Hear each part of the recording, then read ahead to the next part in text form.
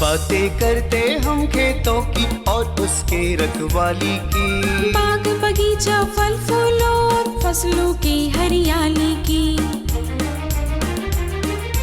हम बीजों की बातें करते उत्तम जल संसाधन की, हम तकनीकी बातें करते फसलों के उत्पादन की। हर किसान का सपना सच हो जीवन सुखद बनाने को, गाँव-गाँव के हर आंगन का प्यारा सा ही दर्शन। कृषि दर्शन, कृषि दर्शन, कृषि दर्शन, कृषि दर्शन, कृषि दर्शन, कृषि दर्शन, कृषि दर्शन, कृषि दर्शन। नमस्कार, आप सभी का स्वागत है आपके अपने कार्यक्रम कृषि दर्शन में। पर कार्यक्रम की शुरुआत कृषि समाचार के साथ। नमस्कार, कृषि समाचार में आपका स्वागत है। मैं हूं मृदुला। आइए देखते हैं आज कृषि समाचार में क्या है खास। खूंटी के किसानों के लिए मुख्यमंत्री ट्रैक्टर वितरण योजना। लातेहार के किसान अनुदान पर ले सकते हैं सिंचाई पंप सेट और पाइप। झाड़ीदार फ्रेंच बीन के बेहतर उत्पादन के लिए लगाएं उन्नत प्रभेद पंत अनुपमा। अब समाचार विस्तार से। खूंटी के किसान भाइयों के लिए मुख्यमंत्री ट्रैक्टर वितरण योजना का लाभ दिया जा रहा है। साथ ही rotavator, cultivator, disc harrow, auger, zero tillage machine, गेहूं थ्रेसर, बहुफसलीय थ्रेसर जैसे कई कृषि उपकरण 80% अनुदान पर उपलब्ध कराए जाएंगे। इस योजना से लाभ लेने के लिए जिला भूमि संरक्षण कार्यालय से संपर्क कर सकते हैं। लातेहार में बहुउद्देशीय खेती को बढ़ावा देने एवं सिंचाई की कमी को दूर करने के लिए किसानों को पंप सेट और पाइप देने की योजना है।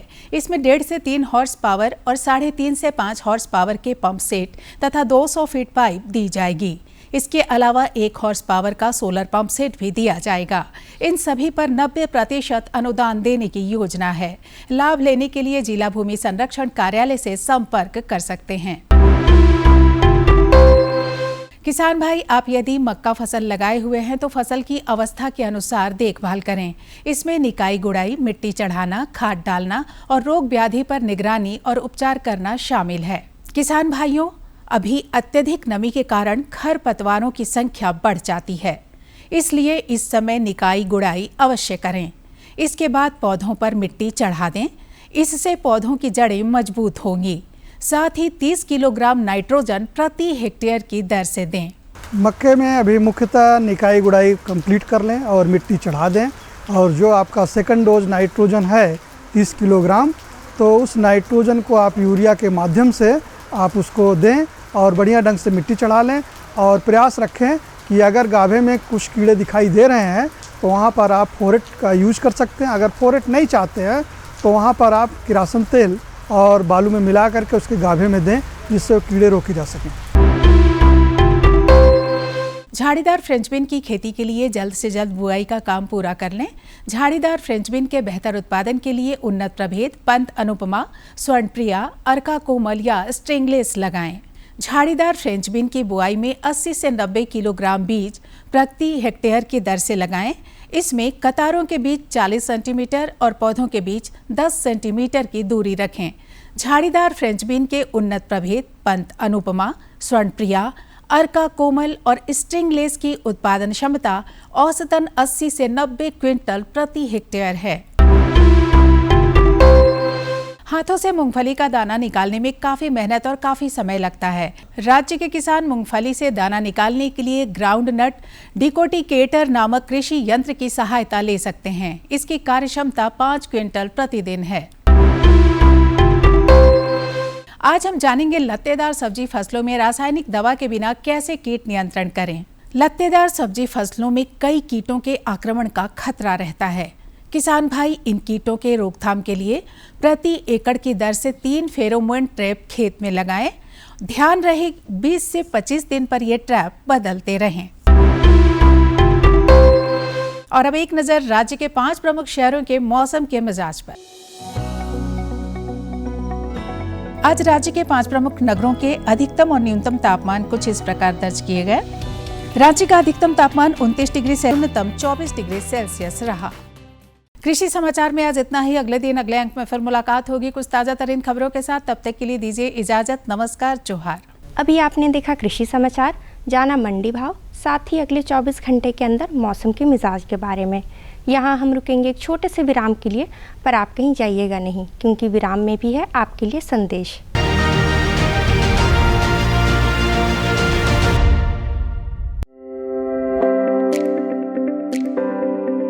आज भारत का किसान पहले से अधिक सशक्त, समृद्ध और आत्मनिर्भर है। इसका कारण है माननीय प्रधानमंत्री श्री नरेंद्र मोदी जी के नेतृत्व में भारत सरकार द्वारा लगभग 10 वर्षों से किसानों के लिए चलाई जा रही अनगिनत योजनाएं, जैसे सॉइल हेल्थ कार्ड, प्रधानमंत्री फसल बीमा योजना, पीएम किसान सम्मान निधि योजना, पीएम किसान समृद्धि योजना, पीएम कृषि सिंचाई योजना इत्यादि। इस वर्ष लाल किले की प्राचीर से प्रधानमंत्री जी ने कृषि के क्षेत्र में आधुनिकीकरण की दिशा में एक संकल्प लिया कि हमारे एग्रीकल्चर सेक्टर में टेक्नोलॉजी आए, एग्री टेक को बल मिले। इसलिए विमेन सेल्फ हेल्प ग्रुप की बहनों को हम ट्रेनिंग देंगे और हजारों ऐसे विमेन सेल्फ हेल्प ग्रुप को भारत सरकार ड्रोन देगी, ट्रेनिंग देगी और हमारे एग्रीकल्चर के काम में ड्रोन की सेवाएं उपलब्ध हो। इसके लिए हम शुरुआत करेंगे। प्रारंभ हम 15,000 विमेन सेल्फ हेल्प ग्रुप के द्वारा ये ड्रोन की उड़ान का हम आरंभ कर रहे हैं। इसी कड़ी में आज प्रधानमंत्री नरेंद्र मोदी जी ड्रोन दीदी योजना का शुभारंभ कर रहे हैं। भारत सरकार की नई पहल के अंतर्गत ड्रोन दीदी योजना को कार्यान्वित किया गया है। ड्रोन और उसके सहायक एक्सेसरीज की खरीद के लागत का 80% या अधिकतम 8 लाख रुपए तक स्वयं सहायता समूहों को केंद्रीय वित्तीय सहायता प्रदान की जाएगी।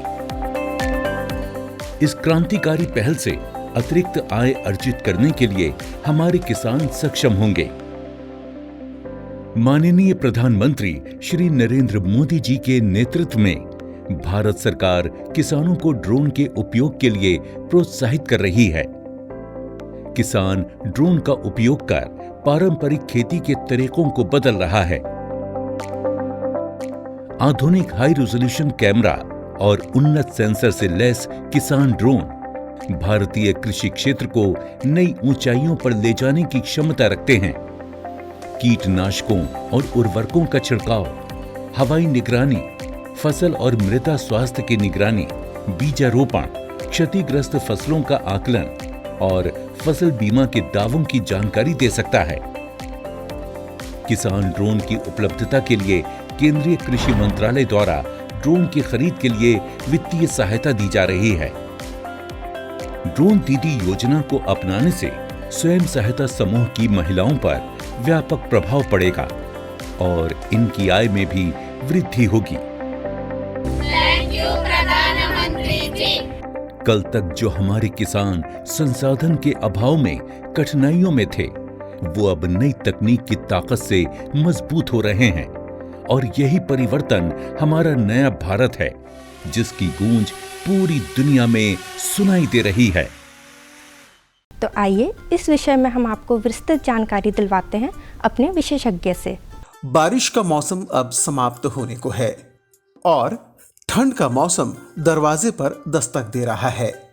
ऐसे में जो किसान पशुपालन से जुड़े हैं, उन्हें ठंड के मौसम में अपने पशुओं की विशेष देखभाल करनी चाहिए।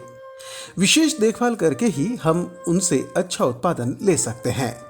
बारिश के मौसम में परजीवी अपने अंडे घासों में दे देती हैं। जब पशु घास खाते हैं तो वे अंडे उनके पेट में चले जाते हैं, जिनके कारण उन्हें पेट संबंधी कई समस्याओं का सामना करना पड़ता है। इससे पशुओं की उत्पादन क्षमता भी घटती है। अतः बारिश के जाने के बाद जब ठंड की शुरुआत होती है तो पशुओं की डीवॉर्मिंग कराएं और समय समय पर उन्हें कृमिनाशी दवा दें। किसान भाइयों, आप खेती किसानी के साथ साथ पशुपालन भी करते हैं और पशुपालन करते समय आपको किन किन बातों का ध्यान रखना है, विशेष करके ठंड के मौसम में पशुओं का विशेष ध्यान कैसे रखना है, इन्हीं सब बातों के लिए आज हम आए हुए हैं बिरसा एग्रीकल्चर यूनिवर्सिटी, जहां आज हमारे साथ हैं विशेषज्ञ के तौर पर डॉक्टर थनेशु राव, जो हमें जानकारी देंगे कि ठंड के मौसम में पशुओं की रख रखाव एवं देखभाल कैसे करनी है और किन किन बातों का आपको ध्यान रखना है। जैसा कि आपने ये बहुत अच्छा प्रश्न पूछा कि ठंड के मौसम पे पशुओं के लिए क्या विशेष देखभाल ज़रूरत है या नहीं। बारिश खत्म हुआ तो बारिश में होता क्या है किसान भाई बंधु कि जो भी पैरासाइट है, परजीवी है, इसके अंडे घासों में आ जाता है। इसके अंडे जब घास पे आ जाएगा, लार्वा आ जाएगा, तो वही घास हमारे पशु खाते हैं, जिसके कारण कि पशुओं के पेट के अंदर, लीवर पे, ये सब में परजीवी का लोड जो होता है बढ़ जाता है, जिसके कारण बहुत प्रकार की उत्पादन में कमियां आएंगी। जैसे दूध उत्पादन घटेगा, मांस उत्पादन जो है, जैसे कि जो फीड कन्वर्जन रेशियो होता है वो भी घटेगा, क्योंकि जो परजीवी होता है वो उसके पोषण को लेता है। उसका खून, जैसे हिमोंकस करके एक है परजीवी है जो पेट पे रहता है, वो आंत से खून चूसता है और उस पर बढ़ता है। तो आपको इस बात को ध्यान रखना है कि बारिश ख़त्म हुआ है, ठंड आ रही है, तो पशुओं में पैरासिटिक लोड बढ़ गया है, इसलिए आप ससमय डीवर्मिंग जरूर कराएं। ठंड की शुरुआत होते ही तापक्रम में बदलाव के कारण पशुओं में ठंड लगने की समस्या होती है।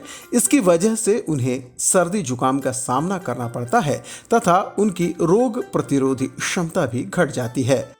अतः ऐसे में पशुओं में उत्पादन बनाए रखने के लिए प्रोटीन युक्त भोजन का प्रबंधन करें।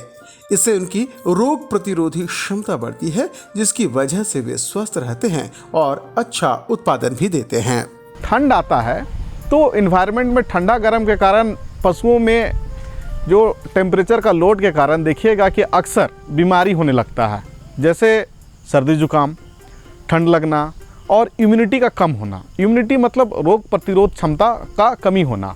तो इससे बचने के लिए और पशु उत्पादन बढ़ाए रखने के लिए किसान भाई बंधुओं को चाहिए कि जो आहार जो अपने पशुओं को देते हैं इस पे विशेष ध्यान दें। विशेष ध्यान देने का मतलब यह है कि चूँकि मौसम का परिवर्तन हो रहा है, इसीलिए वो अपने पशुओं को प्रोटीन युक्त आहार जरूर दें। प्रोटीन युक्त करने का मतलब खल्ली, और अगर हरा घास जाएंगे तो लूसर्न, बरसीम हो गया।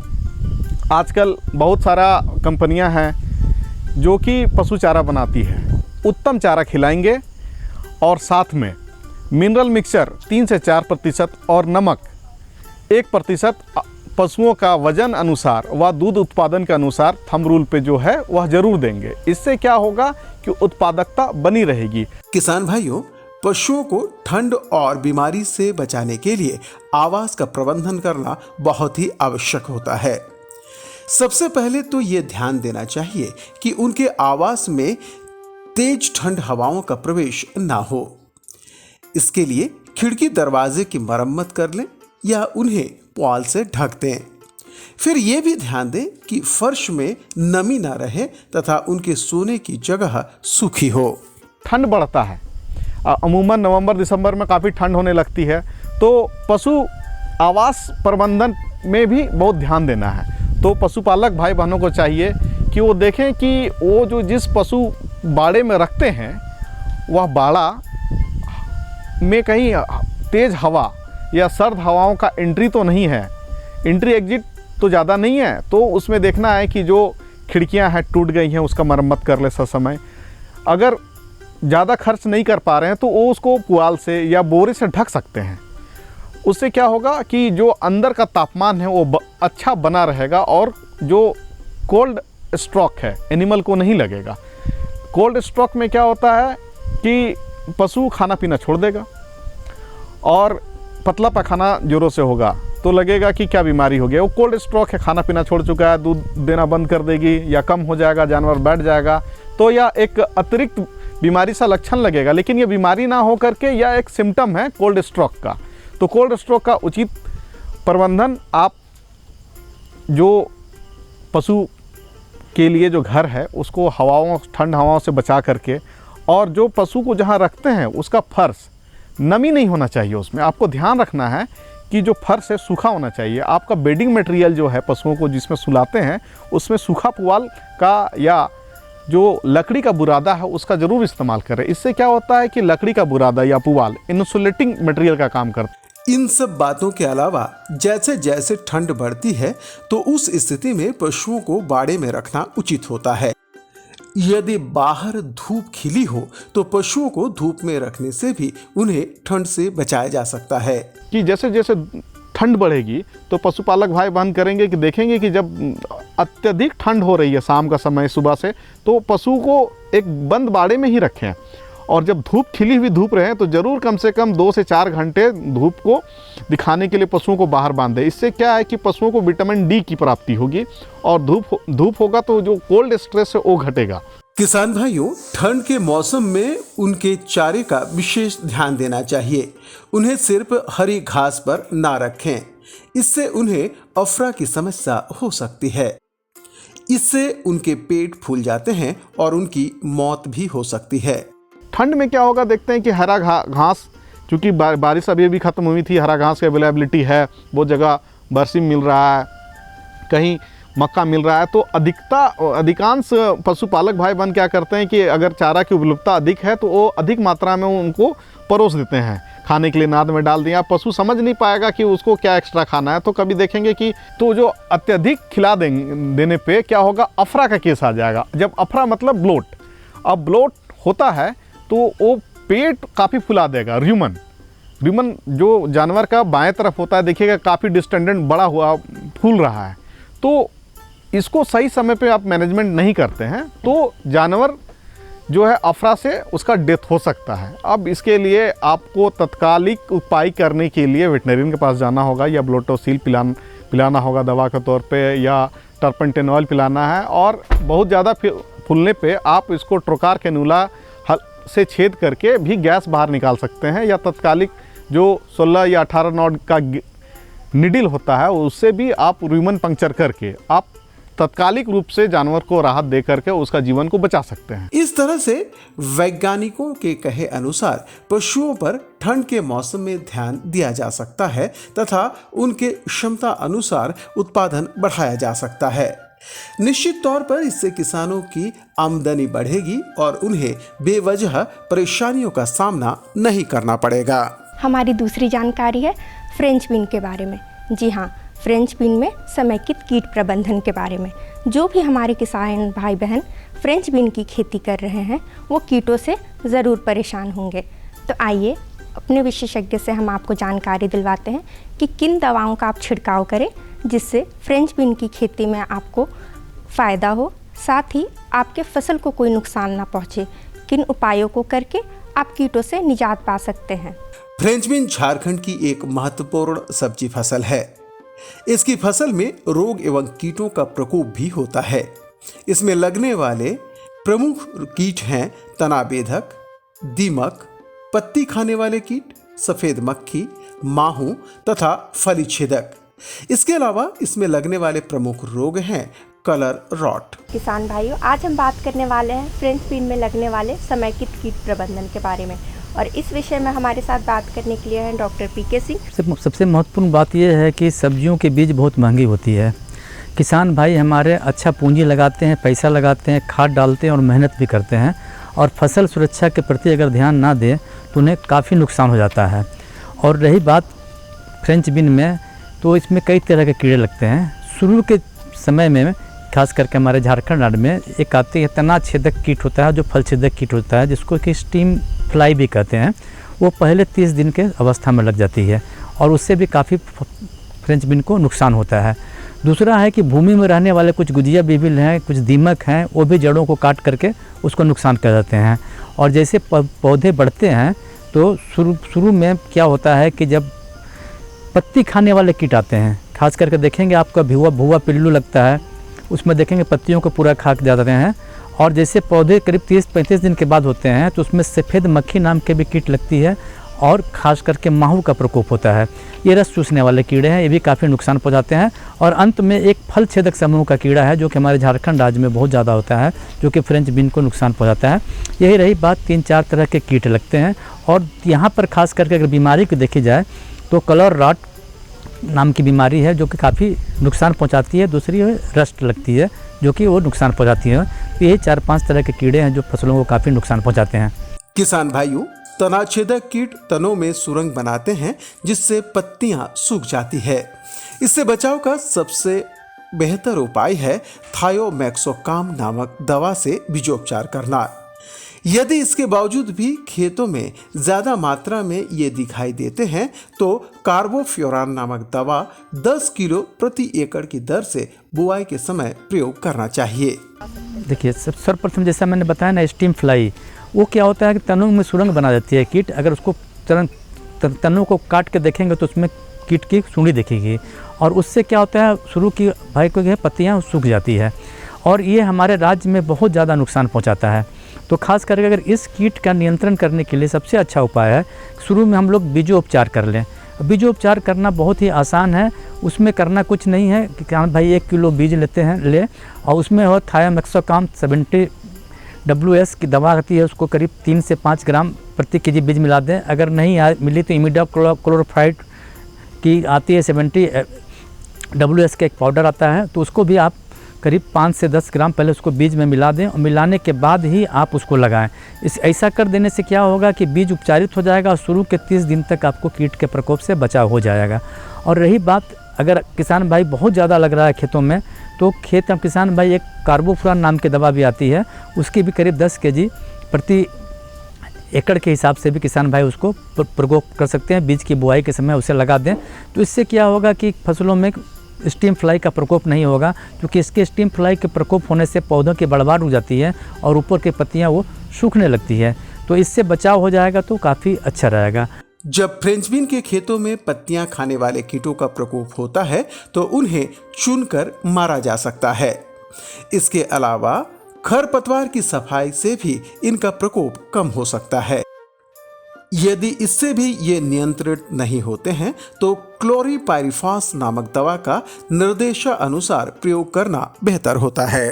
पौधा थोड़ा आगे बढ़ा तो पत्ती खाने, जैसे आपने बताया, पत्ती खाने वाले कीड़े लगते हैं। उसमें खासकर किसान भाई देखोगे भुआ पिल्लू लगता है, तो शुरू की अवस्था में किसान भाई उसको चुन के भी मार सकते हैं या फिर अपने खेत को पूरा साफ रखें, घास घूस नहीं रहेगा, खरपतवार मुक्त खेत रहेगा तो इसका प्रकोप कम होगा।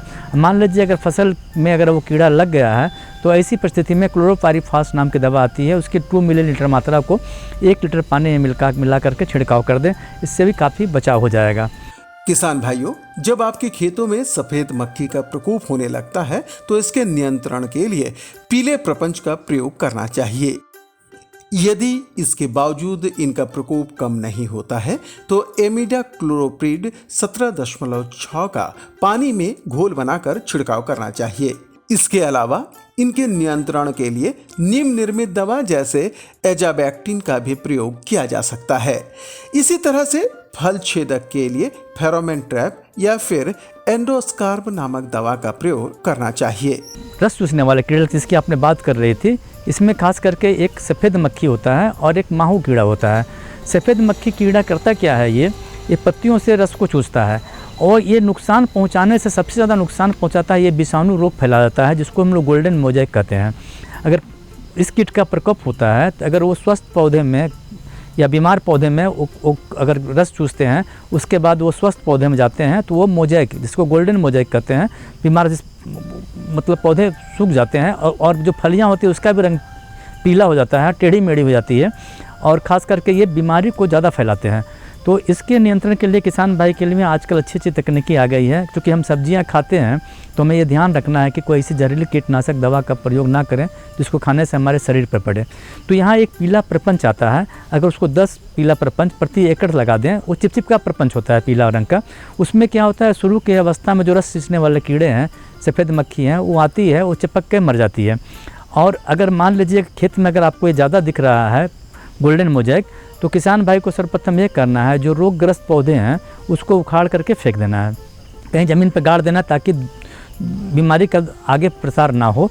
और दूसरी बात है, अगर आप नहीं कर पाएँ तो वह कीटनाशक दवा जो आती है इमिडाक्लोप्रिड 17.6 की दवा आती है, उसकी करीब 1 ml मात्रा को 2 लीटर पानी में मिला करके आप किसान भाई छिड़काव कर देंगे। इससे क्या होगा, माहू कीड़ा का भी नियंत्रण हो जाएगा और इसका भी नियंत्रण हो जाएगा। फ्रेंच बीन की खेती में कलर रॉट नामक बीमारी का भी प्रयोग देखा जाता है। इससे बचाव का सबसे अच्छा तरीका है ट्राइकोडर्मा से बीजोपचार करना। यदि खड़ी फसल में इसका प्रकोप हो तो ट्राइकोडर्मा के 10 ग्राम को 1 लीटर पानी में मिलाकर घोल बनाकर जड़ से भिगो देना चाहिए। जैविक करना बहुत ही लाभदायक रहता है। जैसे मैंने बताया शुरू में, तो आप नीम की खल्ली या करंज की खल्ली को लगाते समय आप लगा दें बीच में, तो उससे क्या होगा कि पौधों को अतिरिक्त पोषक तत्व मिलता है और भूमि में लगने वाले कीड़े हैं उससे बचाव हो जाता है। फिर दूसरी बात, जो रस चूसने वाले कीड़े, सफ़ेद मक्खी लगती है और माहू लगता है, तो पीला चिपचिपा प्रपंच का प्रयोग करें और उसके बाद नीम से निर्मित दवा का प्रयोग करें। सबसे अच्छा होता है कि नीम की गिरी होती है, नीम का बीज होता है, किसान भाई उसको जून जुलाई में होता है, उसको चुन कर रखें छाया में सुखा करके, उसकी 1 kg मात्रा को कूट लें और उसे 20 लीटर पानी में मिला कर रात भर के रख दें और सुबह छान लें। और छानने के उपरांत उसमें टिपॉल, अगर टिपॉल नहीं है तो आप कोई सरफ या शैम्पू थोड़ा सा डाल करके उसमें मिला करके उससे छिड़काव करें, तो उससे भी क्या होता है कि बहुत सारे कीट जो है नियंत्रण हो जाते हैं, खासकर रस चूसने वाले कीड़े और ये खाने वाले कीड़े। इस तरह से यदि फ्रेंच बीन में लगने वाले कीटों एवं रोगों का प्रबंधन किया जाए तो किसान भाई इसका अच्छा उत्पादन ले सकते हैं और अपनी आमदनी बढ़ा सकते हैं। तो ये थी हमारी आज की जानकारी। उम्मीद है कि आपको हमारी जानकारी अच्छी लगी होगी। आप अपने समस्या, कृषि से जुड़ी जो भी आपकी समस्या हो, कोई भी सुझाव हो, आप हमारे पते पे हमें लिख सकते हैं। हमारा पता है कृषि दर्शन, कृषि प्रकोष्ठ, द्वारा केंद्र निदेशक, दूरदर्शन केंद्र, रातू रोड, रांची। जनसंख्या 834001। हमें बेसब्री से रहेगा आपके खतों का इंतज़ार। तब तक मुझे और पूरी टीम को दीजिए इजाज़त। जोहार, नमस्कार।